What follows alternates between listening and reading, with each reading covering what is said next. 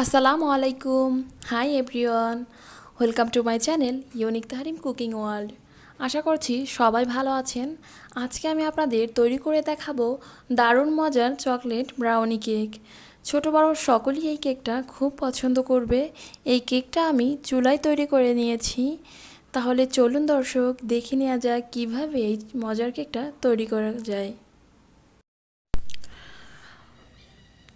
প্রথমে সবগুলো শুকনো উপকরণ একসাথে করে নেব, এই জন্য একটা ছাঁকনি নিয়েছি। এতে দিয়ে দিচ্ছি হাফ কাপ ময়দা, কোকো পাউডার দিয়ে দিচ্ছি 2 টেবিল চামচ। এখানে আমি ইউকের ক্যাডবেরি কোকো পাউডারটা ব্যবহার করছি। চকলেট কেকের অরিজিনাল স্বাদ পেতে চাইলে যে কোনো একটা ভালো ব্র্যান্ডের কোকো পাউডার ব্যবহার করতে হবে। বেকিং পাউডার দিয়ে দিচ্ছি হাফ চা চামচ, স্বাদ মতো দিচ্ছি লবণ। এখন এই শুকনো উপকরণগুলো খুব ভালো করে চেলে নিচ্ছি। চকলেট কেক তৈরি করলে শুকনো উপকরণগুলো 2 বার চেলে নেবেন, তাহলে কেকটা খুব স্মুথ হবে। এখন সব শুকনো উপকরণগুলো খুব ভালো করে হ্যান্ড উইচের সাহায্যে মিশিয়ে নিচ্ছি। এখন অন্য একটা বাটিতে রুম টেম্পারেচারে থাকা 2টি ডিম দিয়ে দিচ্ছি। ডিমগুলো ফ্রিজে থাকলে 1 ঘন্টা আগে বের করে রাখবেন, কারণ ফ্রিজের ডিম দিয়ে ভালো কেক তৈরি করা যায় না।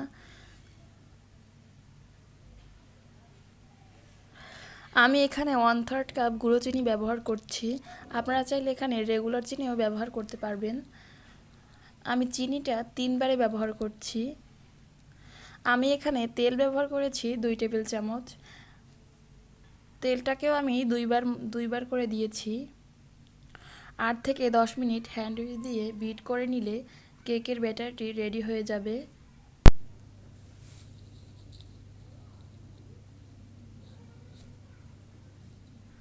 আমার কেকের ব্যাটারটি একদম রেডি।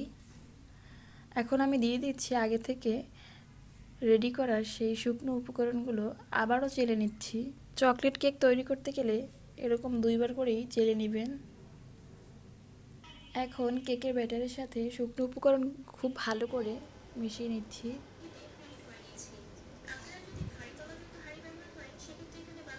আমার কেকের ব্যাটারটি একদম রেডি। এখন আমি অন্য একটা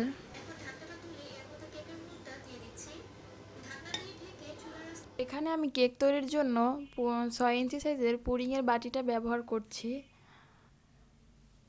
এখন আমি কেকের সম্পূর্ণ মিশ্রণটি ঢেলে নিচ্ছি।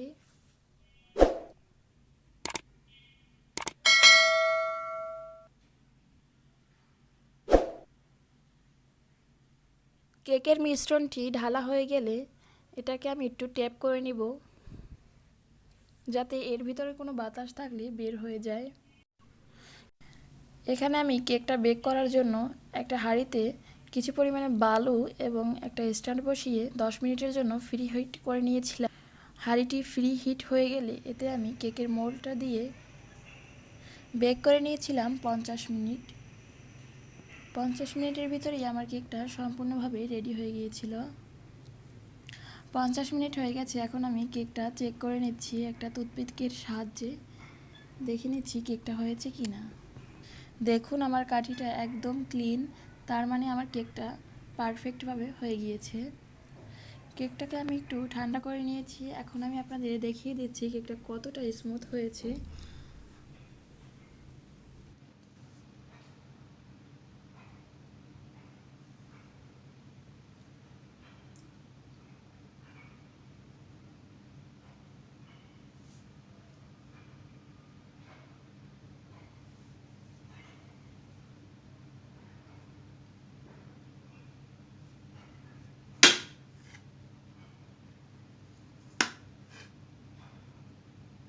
আর আজকের কেকের রেসিপিটা কেমন হয়েছে অবশ্যই কমেন্ট করে জানাবেন। আর আমার রেসিপিগুলো যদি আপনাদের কাছে ভালো লাগে তাহলে আমার চ্যানেলটাকে প্লিজ সাবস্ক্রাইব করবেন।